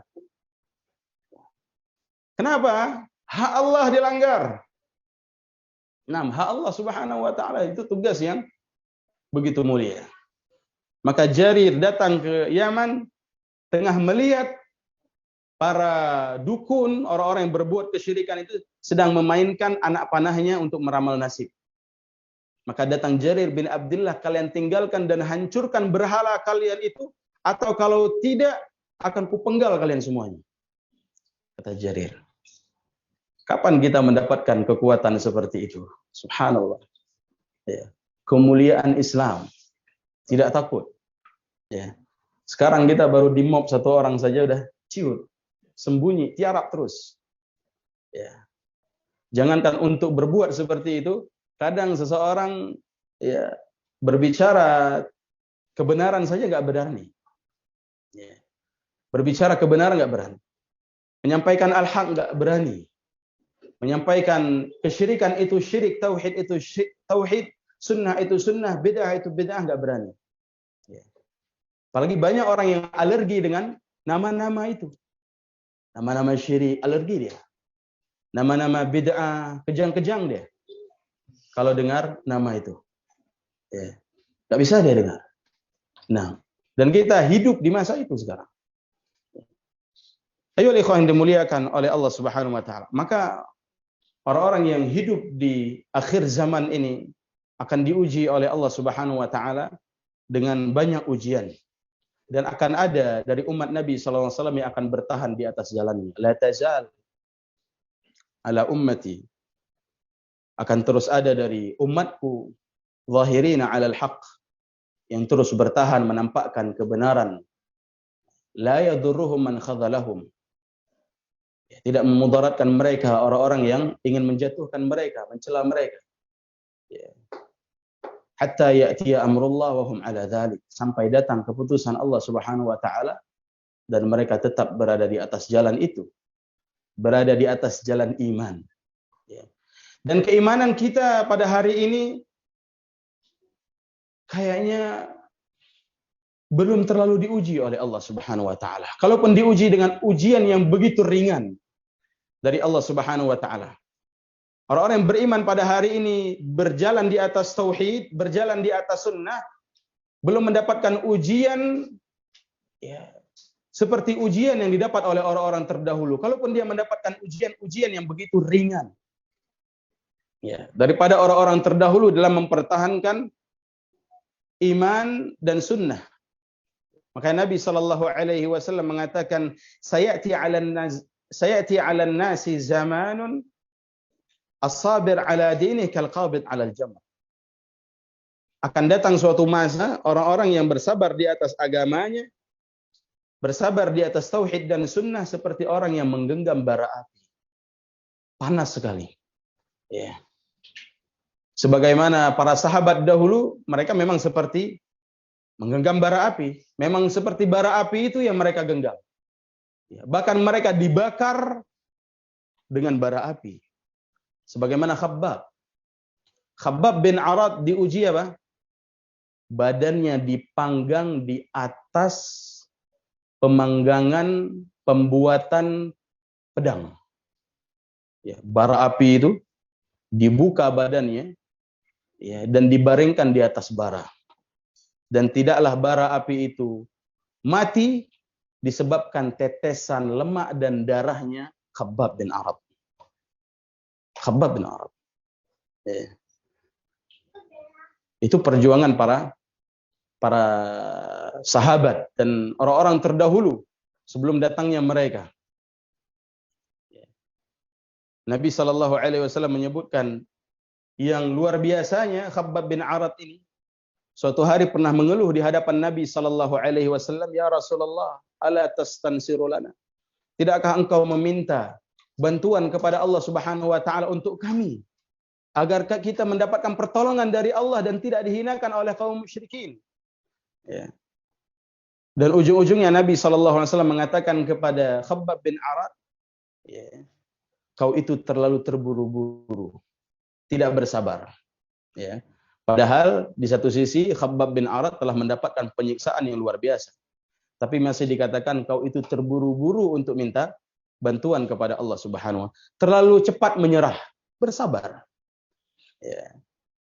Nah, maka kata Allah Subhanahu wa taala di dalam ayat am hasibtum an tadkhulul jannah walamma ya'tikum mathalul ladzina khalau min qablikum massatuhumul ba'sa wad-dharra wa zulzilu hatta yaqula ar-rasul alladziina aamanu ma'ah mata nasrullah ala inna nasrallahi qarib. Apakah kalian merasa kalian bisa masuk surga sedangkan kalian belum diuji dengan ujian yang pernah diterpa oleh orang-orang terdahulu? Mereka digoncang, diuji dengan ujian yang begitu besar sampai orang-orang yang beriman, sampai Rasul dan orang-orang yang beriman mengatakan, kapan pertolongan Allah Subhanahu wa taala akan datang? Maka ketahuilah pertolongan Allah itu dekat. Ujian-ujian yang begitu banyak. Ada di antara mereka yu'khadhur rajul fayuhfar fil ard thumma yu'ta bil minshar fayudha ala ra'sihi fayuj'al nisfain. Ada orang yang dia ditangkap, diseret, dikubur setengah badannya, kemudian didatangkan gergaji dan diletakkan di atas kepalanya dan dibelah menjadi dua, wala yasuddu dzalika 'an dinih. Tidak membuat mereka menyerah dari agamanya, tidak membuat mereka KO, tapi mereka tetap berada di atas agama dan iman kepada Allah Subhanahu wa taala. Ada orang-orang terdahulu yang mereka disisir dengan sisir besi, yang digaruk badannya terkelupas semua daging dari tulang-tulangnya. Seperti tukang sisirnya Fir'aun yang sedang menyisir anak Fir'aun. Ketika sedang menyisir anak Fir'aun, sisirnya jatuh. Ketika dia ambil, dia mengatakan Bismillah. Kata anak Fir'aun, Bismillah. Man huwa Allah? Siapa itu Allah? Ya, kata tukang sisir ini, Allah Rabbi wa Rabbuk. Allah itu Tuhanku dan Tuhan kau juga. Alaki Rabb ghaira abi. Kata anak ini, apakah kau punya Tuhan selain bapakku? Selain si Fir'aun? Apakah kau punya Tuhan selain bapakku? Ya. Tuhanku Allah, sebagaimana Tuhan bapakmu juga. Allah. Ya. Boleh aku kabarkan kepada ayahku? Maka kata tukang sisir ini, silakan. Kalau kau ingin beritahukan kepada dia, silakan. Kalau tidak juga tidak masalah. Maka dikabarkan kepada Fir'aun, ya, tentang Rabb, Tuhan yang diyakini oleh tukang sisir ini. Maka didatangkan sisir dari besi, ya, dan dikupas seluruh tubuhnya dalam keadaan dia hidup. Ya, tidak membuat dia murtad ataupun keluar dari agama Islam, bertahan. Ya. Kita paling diuji dengan ejekan, diuji dengan hinaan, dijauhi oleh ya teman-teman, ya, yang ujian-ujian yang begitu ringan, ya, sangat-sangat ringan. Dibandingkan dengan perjuangan kita juga tidak ada apa-apanya. Ya. Maka ayo ikhwan dimuliakan oleh Allah Subhanahu wa taala, ketika kita diuji, ketika berada di atas tauhid dan sunnah Nabi sallallahu alaihi wasallam, merasa berat, maka ingatlah perjuangan orang-orang terdahulu dalam mempertahankan tauhid dan sunnah. Ya.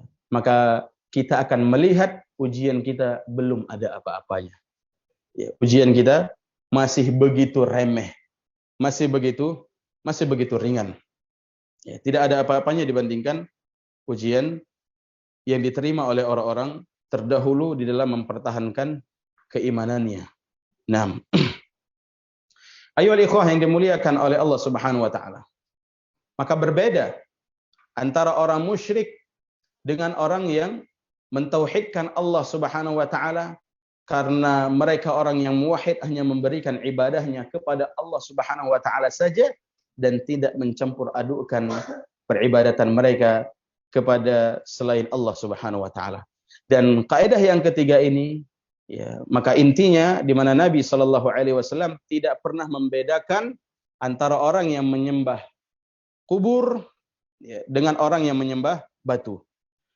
Ya. Namun hal itu dibedakan oleh orang-orang di saat ini, hari ini. Ya. Kenapa? Agar mereka bisa menyembah kubur. Ya. Karena penyembah kubur hari ini mengatakan, kok bisa-bisanya kalian menyamakan antara penyembah batu dengan penyembah kubur? Dia kan nyembah batu. Sedangkan ini nyembah orang saleh, mendatangi orang saleh yang ada di alam kubur. Beda dong. Maka kita katakan sama. Nabi SAW tidak pernah membedakan. Nabi perangi semuanya. Nabi perangi Yahudi, Nabi perangi Nasrani, ya, yang menuhankan Isa, dan Nabi perangi Yahudi yang menuhankan Uzair, dan Nabi SAW perangi juga Majusi, Nabi juga perangi musyrikin, dan Nabi perangi seluruh orang-orang yang menyembah kepada selain Allah Subhanahu wa taala. Tidak dibedakan oleh Nabi SAW, hukumnya satu, musyrik sama. Sampai mereka memberikan seluruh bentuk ibadah mereka kepada Allah Subhanahu wa taala saja, dan memurnikan seluruh ibadahnya kepada Allah Subhanahu wa taala saja. Nah, ayolah ikhwan dimuliakan oleh Allah Subhanahu wa taala, kita cukupkan kajian kita. Ya. Insyaallah di pertemuan akan datang kita akan bahas, melanjutkan kaidah yang ketiga membahas dalil-dalil bahwasanya di sana ada orang yang menyembah malaikat, ada orang yang menyembah batu, ada orang yang menyembah pohon, ada orang yang menyembah nabi, ada orang yang menyembah bulan, ada orang yang menyembah matahari, ada orang yang menyembah berhala. Dan semua itu dihukumi sama oleh Nabi SAW, diperangi oleh Nabi SAW, tidak dibedakan. Sampai mereka mau menyembah Rabb yang satu saja, yaitu Allah Subhanahu wa Ta'ala. Semoga yang sedikit ini bermanfaat. Wassallallahu ala nabiyina Muhammad wa ala alihi wa sahbihi wasallam. Syukran, Ustaz. Jazakallahu khairan.